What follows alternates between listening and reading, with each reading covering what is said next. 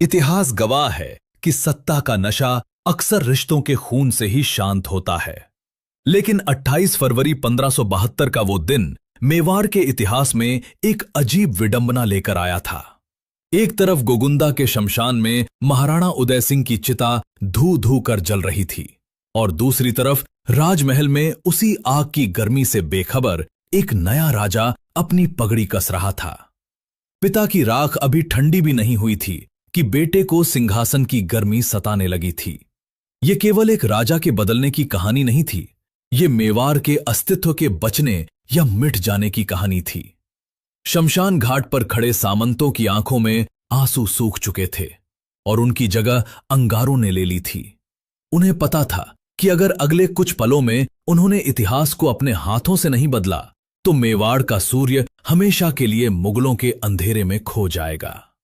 क्या कर्तव्य रक्त संबंधों पर भारी पड़ेगा? क्या एक भाई को गद्दी से घसीटकर उतारने का साहस सामंत जुटा पाएंगे?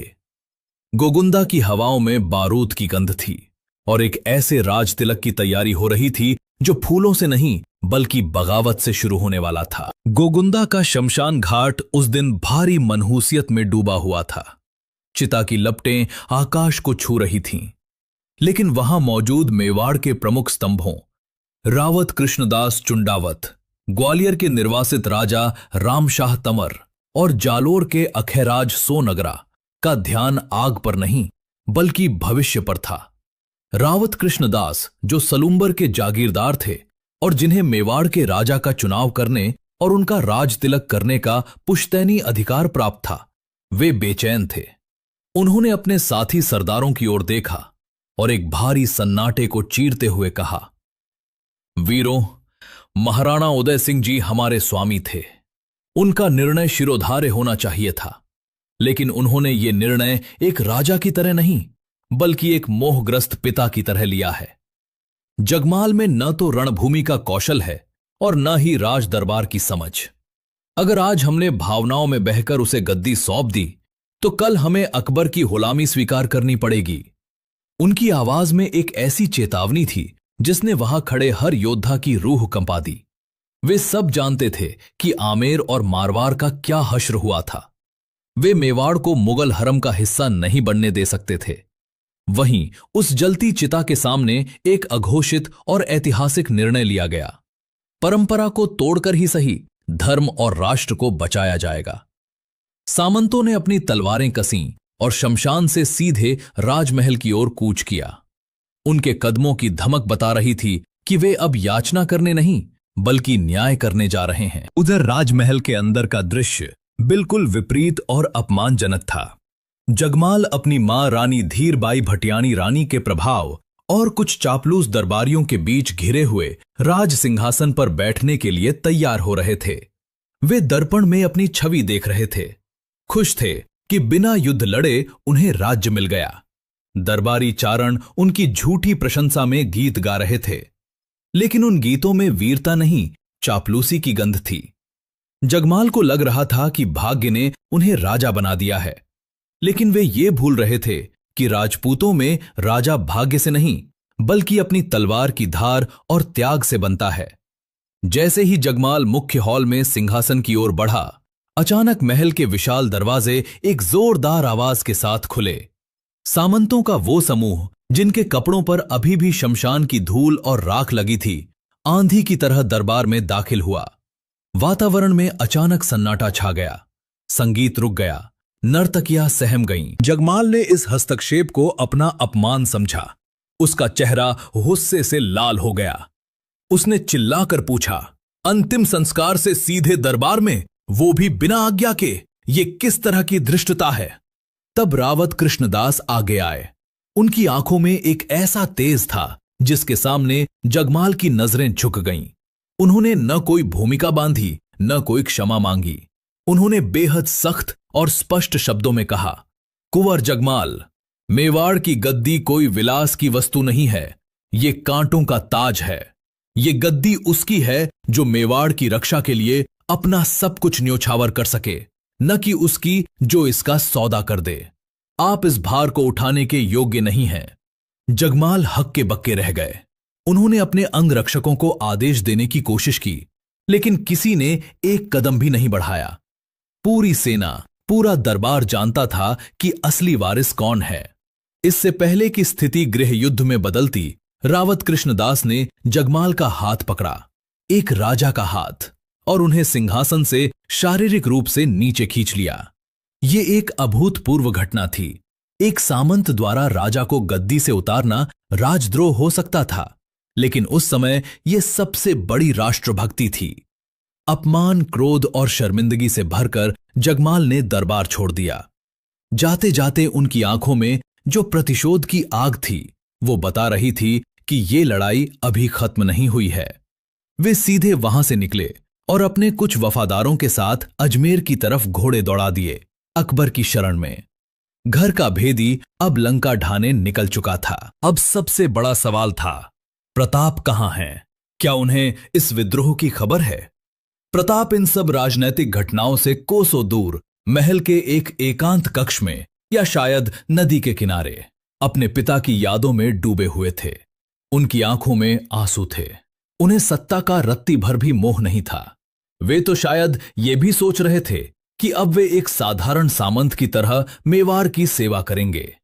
जब सामंतों का समूह उनके पास पहुंचा और रावत कृष्णदास ने उनके सामने सिर झुकाकर कहा, महाराणा, गद्दी आपका इंतजार कर रही है, तो प्रताप चौंक गए। उन्होंने साफ मना कर दिया। उन्होंने कहा, मैं रघुकुल की रीत नहीं तोड़ सकता। पिता का वचन मेरे लिए पत्थर की लकीर है। अगर उन्होंने जगमाल को चुना है तो वही राजा होगा। मैं उसका सेनापति बनकर खुश हूं। यह प्रताप का त्याग था। वे भरत की तरह चरण पादुका रखकर सेवा करने को तैयार थे। लेकिन तब अखैराज सोनगरा, जो उनके नाना भी थे और एक अनुभवी योद्धा थे, उन्होंने प्रताप को कड़वे सच का आईना दिखाया। उन्होंने प्रताप के कंधों को झकझोरते हुए कहा, प्रताप, यह समय एक आज्ञाकारी पुत्र बनने का नहीं, बल्कि एक रक्षक बनने का है। बाहर देखो, मुगल सेनाएं गिद्ध की तरह हमारे किलों पर मंडरा रही हैं। चित्तौड़ हम पहले ही खो चुके हैं। अगर आज तुम पीछे हटे और जगमाल जैसा कमजोर शासक गद्दी पर बैठा, तो चित्तौड़ के जौहर की राख तुम्हें कभी माफ नहीं करेगी। ये मांग तुम्हारी नहीं, ये मांग इस माटी की है, उन हजारों विधवाओं और अनाथों की है जो तुम्हारी ओर देख रहे हैं। सामंतों ने उन्हें समझाया कि व्यक्तिगत धर्म से बड़ा राष्ट्र धर्म होता है। बहुत समझाने के बाद, भारी मन से और आंखों में एक दृढ़ निश्चय लेकर, प्रताप ने ये कांटों का ताज पहनना स्वीकार किया। उसी दिन शाम ढलते ढलते गोगुंदा की महादेव बावड़ी के पास एक ऐतिहासिक घटना घटी। कोई भव्य समारोह नहीं हुआ, कोई आतिशबाजी नहीं हुई, न ही सोने के सिक्कों की बारिश हुई। 32 वर्ष की आयु में प्रताप एक साधारण पत्थर की शिला पर बैठे। रावत कृष्णदास ने अपनी तलवार निकाली, अपने अंगूठे पर एक चीरा लगाया और बहते हुए ताजे रक्त से प्रताप के माथे पर राज तिलक किया। ये राज तिलक चंदन का नहीं, खून का था। ये इस बात का प्रतीक था कि महाराणा का पूरा जीवन अब रक्त और संघर्ष में बीतने वाला है, और सामंत अपनी अंतिम सांस तक उनके साथ अपना खून बहाएंगे। वहां मौजूद हर शख्स ने अपनी तलवारें हवा में लहराईं और महाराणा प्रताप की जय, जय एकलिंग जी के नारे लगाए। ये नारा सिर्फ एक ध्वनि नहीं थी, ये अरावली की पहाड़ियों में गूंजती हुई एक प्रतिज्ञा थी, जिसने दिल्ली के तख्त को भी हिला दिया होगा। उस समय प्रताप के चेहरे पर कोई मुस्कान नहीं थी। उनकी आंखें गंभीर और स्थिर थीं, जैसे वे भविष्य के गर्भ में छिपे तूफानों को देख रहे हों। अगली सुबह जब महाराणा प्रताप ने विधिवत राजकाज संभाला, तो उनके सामने स्थिति भयावह थी।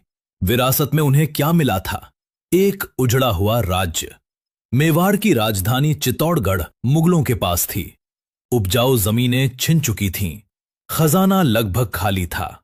सेना का मनोबल टूटा हुआ था, क्योंकि उन्हें लगता था कि अजय मुगलों को हराना असंभव है। कई छोटे मोटे सामंत डर के मारे मुगलों से गुप्त संधियां कर रहे थे। प्रताप के पास न तो बड़ी सेना थी, न धन, और न ही कोई सुरक्षित राजधानी। गोगुंदा एक पहाड़ी इलाका था, जहां से प्रशासन चलाना मुश्किल था।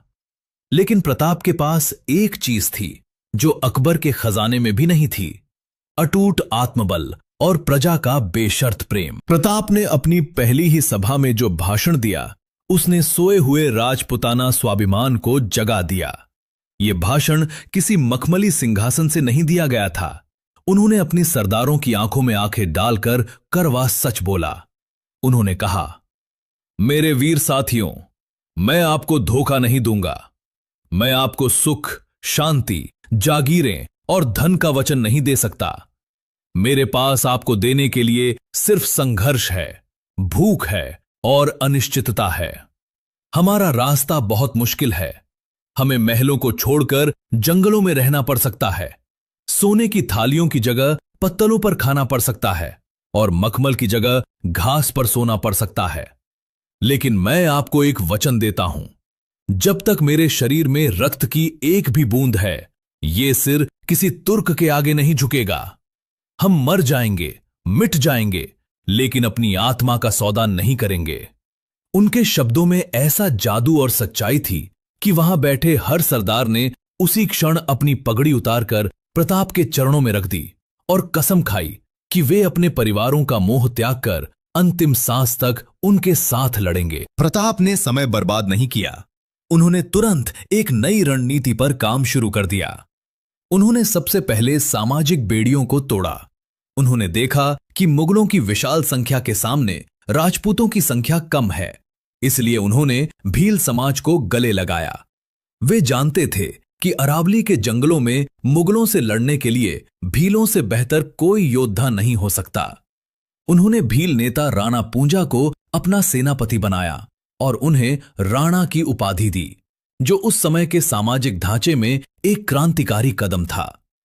प्रताप ने गोगुंदा को असुरक्षित मानकर कुंभलगढ़ को अपनी शक्ति का केंद्र बनाया।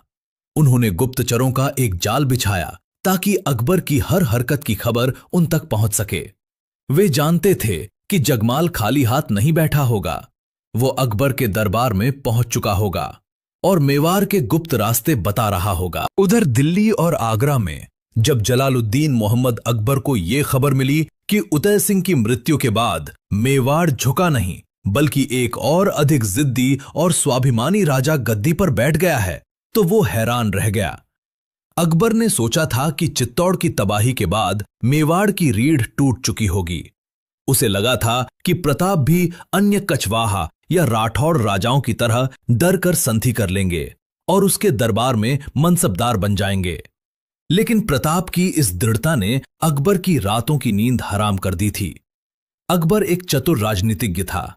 वो जानता था कि मेवाड़ के पहाड़ी इलाकों में सीधे युद्ध करना बहुत महंगा पड़ सकता है, इसलिए उसने तुरंत तलवार नहीं उठाई। उसने अपनी पुरानी और आजमाई हुई नीति अपनाई, सुलह कुल की आड़ में कूटनीति। उसने तय किया कि वो प्रताप को समझाने के लिए, डराने के लिए या लालच देने के लिए अपने दूत भेजेगा। वो चाहता था कि बिना लड़े, बिना खून बहाए प्रताप उसकी अधीनता स्वीकार कर लें। गोगुंदा और कुंभलगढ़ के महलों में अब युद्ध की तैयारियां शुरू हो चुकी थीं, लेकिन ये युद्ध तीरों और तलवारों का नहीं, बल्कि शब्दों, तर्कों और सिद्धांतों का होने वाला था। प्रताप को आभास था कि अब उनके दरवाजे पर शांति दूतों के रूप में मुगलों के जासूस आने वाले हैं। ये एक बहुत बड़ी परीक्षा थी, एक नए नवेले राजा के लिए जिसके पास संसाधन न के बराबर हैं। क्या वो दुनिया के सबसे शक्तिशाली बादशाह के प्रस्तावों को ठुकरा पाएगा? क्या वो सोने, हीरों और बड़े बड़े ओहदों के लालच को त्याग पाएगा? 1572 का साल खत्म होते होते मेवाड़ एक ऐसे दोराहे पर खड़ा था जहां एक रास्ता आसान गुलामी की ओर जाता था और दूसरा रास्ता बेहद कठिन आजादी की ओर। प्रताप ने अपना रास्ता चुन लिया था, आजादी का, स्वाभिमान का।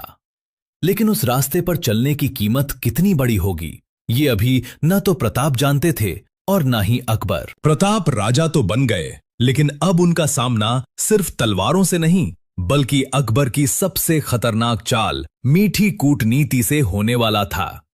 अकबर ने तय किया कि वो युद्ध से पहले बातचीत का पासा फेंकेगा।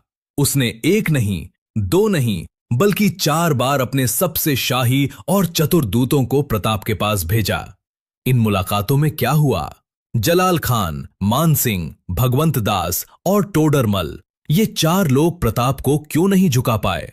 आखिर मानसिंह और प्रताप के बीच उस भोज में ऐसा क्या हुआ था जिसने हल्दी घाटी के महायुद्ध की नींव रख दी? देखिए अगले एपिसोड, संधि या स्वाभिमान, कूटनीति का खेल में। अगर महाराणा प्रताप के इस राज तिलक और उनके त्याग की कहानी ने आपके दिल को छू लिया है तो वीडियो को अभी लाइक करें। अपने इतिहास पर गर्व है तो कमेंट में जय राजपूताना जरूर लिखें। इस सीरीज का एक भी एपिसोड मिस न करने के लिए चैनल को सब्सक्राइब करके बेल आइकन अभी दबाएं।